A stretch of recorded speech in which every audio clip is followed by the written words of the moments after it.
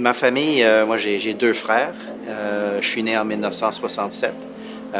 Mes parents, dans les années 60, jeunes adultes, étaient très intrigués par le français et un jour ils sont allés à une présentation du Dr. Penfield. Dr. Penfield, c'est un Américain qui est venu à McGill, puis c'est lui qui a finalement fondé l'Institut neurologique de Montréal.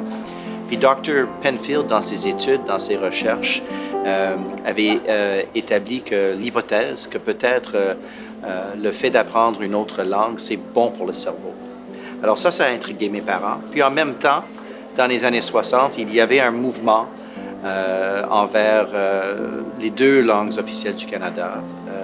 Et on était encouragés, comme jeunes parents anglophones, d'envoyer nos enfants à l'école française. Alors, très jeunes, moi et mes deux frères sont allés à l'école française et le parcours a continué quand j'avais le choix, après la 6e année, de soit aller à l'école anglaise ou l'école française. J'ai décidé de continuer à l'école secondaire en français. Et alors, c'est ça un peu mon parcours personnel. J'ai toujours aimé la langue. J'adore le français, j'adore l'anglais aussi. Et c'est deux très belles langues. Et moi, je trouve que en affaires, il faut être flexible, il faut être versatile, il faut être capable de s'adapter à différentes situations, souvent de façon très rapide.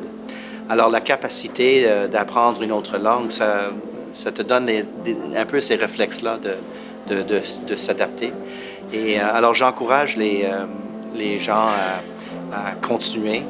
Alors, si leur langue maternelle, c'est le français, il ne faut pas l'oublier.